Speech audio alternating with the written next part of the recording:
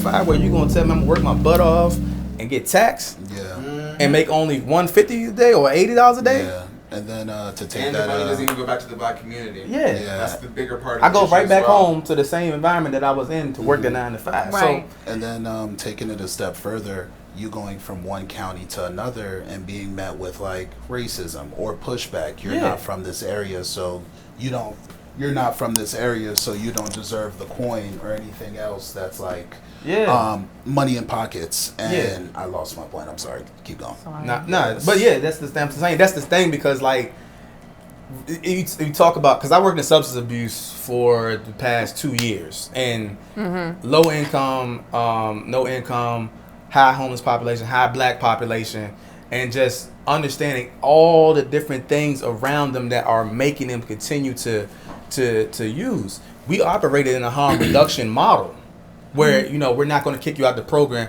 Harm reduction model means we're not going to kick you out this program because you're still using, or your UDS or your urine screening comes up with positive with other substances. Right. We're going to continue to treat you and help you work through the actual substance that you are using. Right. So that's the harm reduction model. That's kind of new. That's been pushed out there more versus that straight abstinence cold turkey model. Right. I think that's To great. touch on that point, the whole issue of drug testing is what's keeping a lot of people from thriving. Yeah. Because Or even if they're at using a party and they're the like, they don't programs. necessarily smoke, but they inhale it. It's in their system. It's in their system and they get caught up or something. Whatever Yeah. thing. It's like, oh, we can't hire you, and that's like the 20th job they applied to that week. It's only Tuesday. Right. Yeah, and I think there's also like a racialized aspect to it to really get into it, because I'm gonna keep it a bean. I worked in the tech industry. They're not drug testing people. I'm a like they're not. Oh, so when you really depend on the industry that you're getting into, then that's what it is. You're getting drug tested to work at Turkey Hill. You're getting drug tested to work at Wawa. Excuse me. So when you really get into it and who's actually the essential workers, who is actually being drug tested, and when you break that down, you can probably pinpoint a very black community, right? Yeah. A low income black community. Right. And that's what a lot of this is, because you're going to want to perform poverty in a certain kind of way. If we talk about why mothers have to perform being single or be broke or X, Y, and Z kind of things. It's very much so designed by the system. There was a Commonwealth law, at least in Pennsylvania, where it was just like, oh, you cannot qualify for welfare if you have a man in the house. Like, let's be very clear. And so you had to perform as if you were still poor. Are we defining a man as 18 and older, or If the partner, essentially. Like, if there's another person making an income, then X, Y, and Z. So even then, like, as you are still increasing, I'll use my mom, for example. She made it just above a threshold. And then, oh, well, you don't need government assistance anymore. You got 5 kids, you got a rent, you got a car, you got this, you got that. So as she was doing better in her job, it actually caused us to become even more low income because you no longer could have at least some food stamps to help you out and supplement. So they're not, the system's not necessarily designed for the family overall, because when you go back, if we take it back to education, and you look at even like a framework like transformative justice, restorative justice is interpersonal. So you can address this thing and go back and forth. However, transformative justice requires you to ask the question, why? All right, this kid is not performing well in school. Why? Oh, he's hungry. Why is he hungry? Oh, there's no food in the house. Oh, why is there no food in the house? Oh, this system is garbage. When you really go back to it. So it forces you to acknowledge a system's design and how it functions, but then also recognizes like, oh, this, you cannot put the blame on the child for not getting to college and then, or getting a diploma or making it to the next grade or being able to have a good grade if this one thing is not satisfying them. Sorry, if I'm irritable because I'm hungry, I'm not gonna do well in school. Right. So just keep it a being to how this stuff works, and then you'll be able to elaborate from there. But we have to look at the larger system. We have to look at history. We have to look at how these bills and laws and social stigmas like really impact a lot of people. The welfare queen is the reason why like there's a lot of black families who are just like, we're not gonna talk about being on welfare, because of that stigma, when we know white people are more on this than we are. But because of the just say no, the war on drugs, all of this stuff, now that's the aspect on the social aspect that has impacts on black families, where we're just like, no, we actually go into that space and there are many more white women in this space than there are black women in this space. There are very much so more white people taking advantage of the system. We celebrate Wall Street. Cokeheads. I don't know why we're doing this if we're keeping it being. So you want to celebrate this drug use, and romanticizes drug use. Breaking Bad romanticized this drug use, but then you have black people who are using the same thing, and then it's an issue. So like when we really keep it a being on how media representation works, how media representation impacts conversations, which impacts bills, which impacts policy, which impacts the black family, who's the most marginalized, we'll really get into it. But this is how like the education gets impacted, which then impacts the school to prison pipeline and goes through all of that. So that I was like, there's so many working mechanisms, like when you break a lot of it down. Right. They intertwine. I hate when they ask the question, what can we do to fix it? No, and y'all act know like what to do. all those interweaves that you just saying is not going to be... Now here's what you do. You go on your computer and you ask that question instead of asking an actual person using their emotional labor. Yeah. Do you all know how all that inner works like that? Yeah, so what do you mean? So if somebody comes on and is like, I want to be able to make a difference and change, are you just saying that they need to go on the computer and just ask the internet to change it? Not necessarily, but it's like... Me, I am. It depends on the person, really. Like, if it's someone who's like right off the street, like, how can I help? It's like, yo, have you looked up Black Lives Matter? Do you know this group? You heard of the Racialized Revolution? Do you know Get Me Home Safe? Do you look up those places, and that's a start.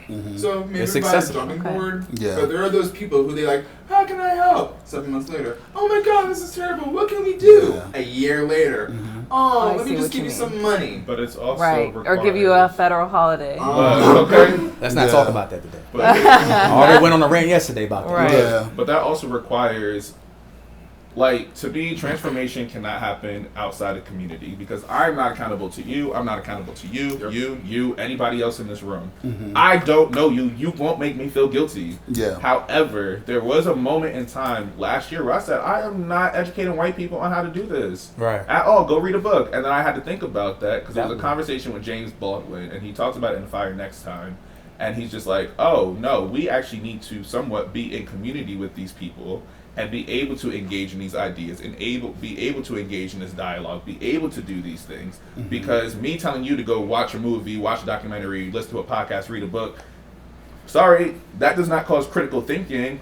Yes, you can read this as much as you want, but now I have to have a conversation with you to interrogate these ideas, to really mobilize in a particular kind of way, which then gets you to buy into this. Because at the end of the day, if you're an upper class black person, if you are a light-skinned black person, if you are a white person, non-black person, then there is a certain level of power that you're just like, but I still got the comfort of this, but I still have this, but I still have this. So it's really understanding, like, yo, are you going to worry about the most marginalized within your community, which is the dark-skinned, fat, black trans woman who is in a low-income area, if we really get into it, also disabled. And disabled. So when you really jump into all of these things, you have to be aware of all of this. You have to make sure you're consistently doing your check-ins. You have to make sure that I know how to hold you accountable and know when to shut up and know when to amplify other voices. But we're not getting into that kind of conversation, which takes a lot of work and makes people uncomfortable, because I have to acknowledge I am the bad guy in somebody else's book. And that's fine. Or maybe I may have caused harm in my own community.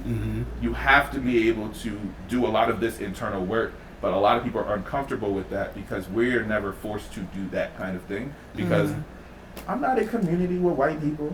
I'm not in community. I might not always be in community with black trans folks. I might not always be in community with disabled folks. I might not always be in community with fat folks. So I'm not going to be held accountable to this, but I have to do this work every single day to know exactly how to navigate, to know, hey, if I'm in community with this marginalized group, or at least this intersection, there can be people who can make policy that's still worried about that person. There can be people who can make social impact that's worried about this person. And I think once we get into those nuances, and this is just tools for other people who are listening as well, like, that's the kind of work I got to do as an abolitionist. I can't declare myself a womanist or a feminist because, you know, it's a little suspect. Same way people should not declare themselves as allies. You can be a co-conspirator. We out here. However,